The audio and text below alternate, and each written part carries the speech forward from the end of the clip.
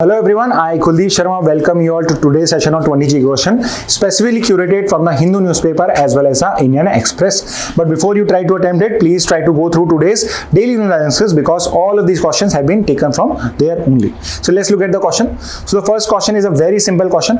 What is a tariff? So the context is that Donald Trump has imposed certain tariffs on Canada, Mexico and China, which are the biggest trade partners of US. And if you know the definition, the definition of a tariff is very simple. It basically deals with, it's basically the import duty which is imposed by a country on goods being imported from the other country. So if you will look at the option A, a tax on imports is the correct definition of what exactly is a tariff.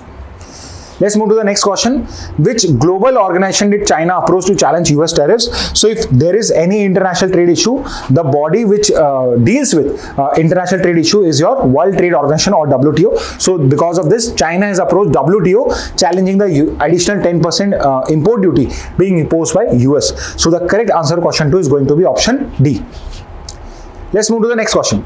As of December 2024, how many total pending cases were reported across all courts in India? So basically it is asking what is the pendency rate of cases all over in India. So we discussed this also today. We have discussed pendency of cases in different courts also. We have discussed pendency of cases in different types of cases also, like civil case and criminal cases, and pendency of cases as per age also. Okay, so we have done this particular discussion and why there is a particular pendency in different courts also, that has also been discussed.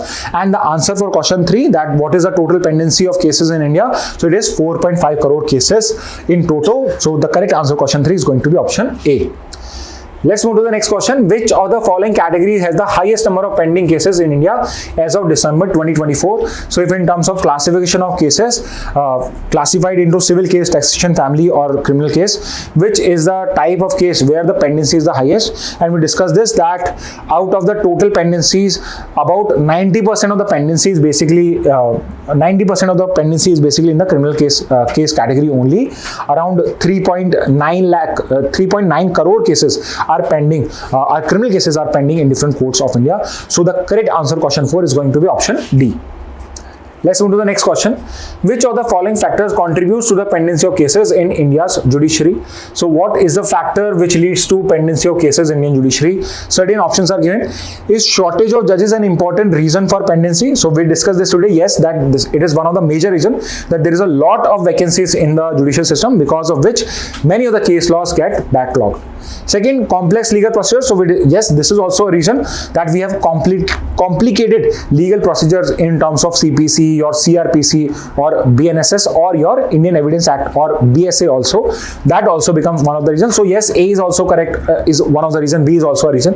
And third, infrastructure deficiency. Yes, this is also one of the reason why there is a lot of pendency of cases in the judiciary, which means the correct answer to question 5 is again going to be option D. All of the above are the reasons or factors contributing to pendency of cases.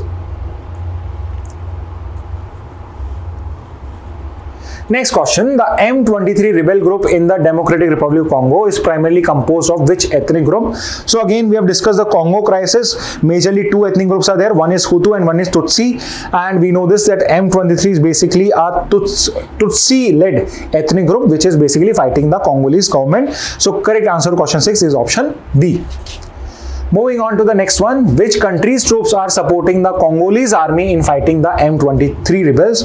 So we have the M23 rebels and on the other side we have the Congolese government, and the neighboring countries are also involved. So the M23 group is basically being supported by the Rwandan governments because of their connection with the 94 Rwandan genocide.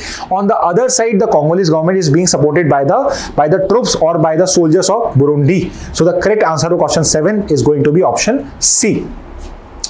Moving on to the next, a very easy question. What does NAVIC stand for? So the context is that there was a particular satellite, Engage 02, which was the 100 satellite launch, 100 rocket launch of ISRO, and this has not been a complete success because that particular satellite was supposed to be put in a particular orbit, but because of some malfunction, it was put up. It was not able to go into the particular orbit, and it has been put up in some other orbit as of now.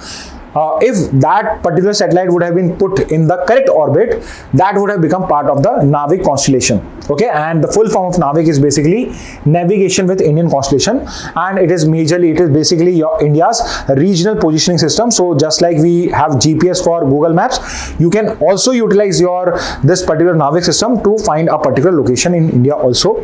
So the correct answer to question 8 is going to be option D. If possible, if you know the answer, do you know how many satellites are there in the Navik constellation? So you can mention it in the comment box. So the correct answer to question 8 is option D. Moving on to the next particular question: who won the under-19 women's T20 World Cup final between India and South Africa? So the T20 World Cup, again a good news for India. So I'm sure you must be able to answer this, that who has won the under-19 women T20 World Cup. So it is our own country, India, which has defeated South Africa in the final and has become the consecutive winner of this particular T20 World Cup. Next question: who was named the player of the match, player of the final in the under-19 women's T20 World Cup final?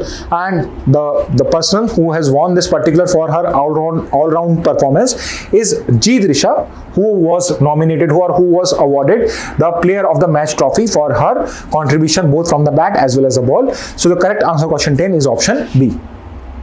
Moving on to the next question: who was awarded the player of the tournament in the under-19 women's T20 Cricket World Cup? So player of the match was Jeet Risha, and her performance was so good all along the tournament that she was also the player of the tournament. And so the correct answer question 11 is obviously option A. Moving on to next question: how many times has India won the under-19 women's T20 Cricket World Cup as of 2024? So as of 2024, India has participated in many numbers of T20 World Cup, and India has also won this particular. We have already discussed this, that India won this World Cup last year also, and India has won again it this year. So which means India has won it a total of 2 times. So the correct answer to question 12 is going to be option B. Moving on to the next question: which state in India was the first to draft a law for the implementation of a uniform civil code? So which particular state out of these 4 is the first state to draft a particular law to implement uniform civil code, which is basically to replace all other personal laws with this particular single law for dealing with your personal matters? The state which has drafted the first such law is basically state of Uttarakhand, which has just implemented this particular law.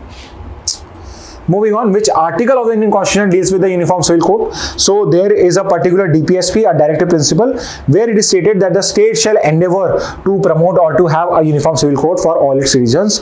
And that article which talks about UCC is basically your DPSP mentioned in Article 44 of the Constitution. So correct answer question 14 is option C. Next question: how does a tax cut impact the economy under an expansionary fiscal policy?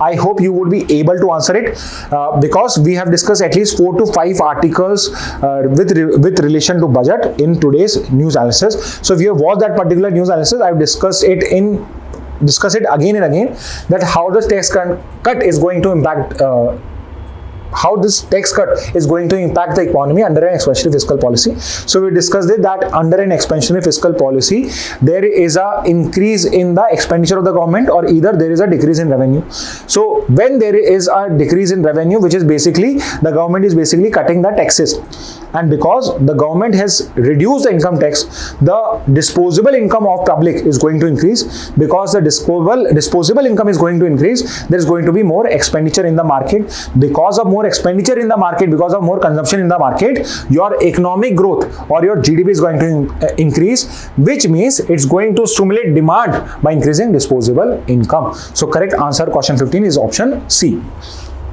Next question: what is the target fiscal deficit for financial year 26 or your financial year 25-26 in the Union Budget 25-26? So we have discussed this also, that last year your fiscal deficit was 4.8% of GDP, and now we have decided that in this particular financial year we are going to discipline ourselves in expenditure, and we are going to bring our fiscal deficit to 4.4% of GDP. So the correct answer to question 16 is option A.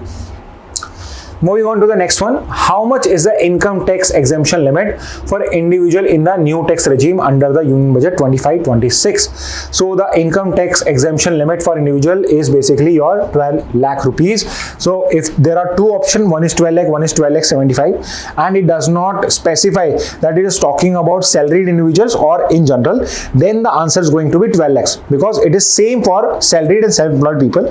But if the question is specifically regarding what is the income tax exemption limits for salaried individuals, people who are getting salaries, then the total limit is going to be 12 lakh 75 lakh rupees. Okay, so the correct answer to question 17 right now is option C. Moving on, according to the periodic labor force survey being conducted by the government of 23-24, what is the unemployment rate for youth 15 to 29 years? Okay, so we will discuss this also, that in India, in terms of youth unemployment for people in the age group 15 to 29, in India, your unemployment rate is hovering around 10.2%, which means correct answer to question 18 is option C. Moving on to the next question, what is the new Kisan credit card limit set in the union budget to improve credit access for farmers?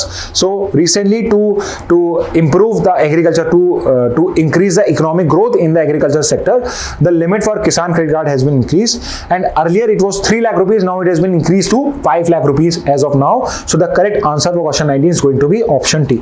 Remember, Kisan credit card is usually utilized by farmers for short-term loans only.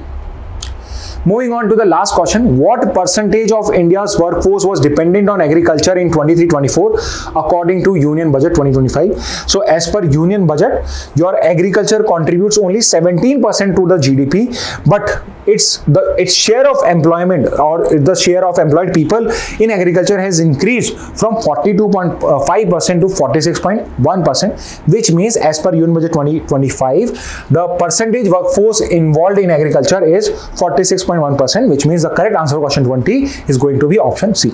Okay, so student, these were the answer to your important 20 GK questions for today.